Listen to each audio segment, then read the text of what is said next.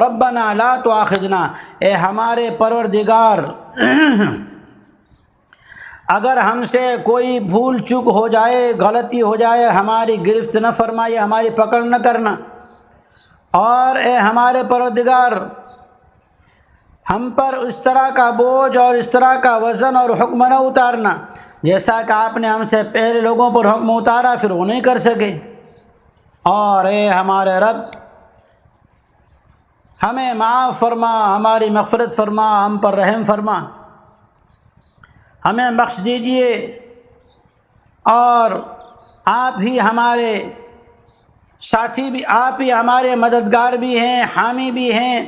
ہمارا آسرا آپ ہی میں ہے، اس لیے کفار لوگوں کے مقابلے میں ہمیں نصرت عطا فرمائیے۔ یہاں کفار سے سبھی مراد ہیں، یہود بھی جو قرآن آسمانی کتاب ہونے کے باوجود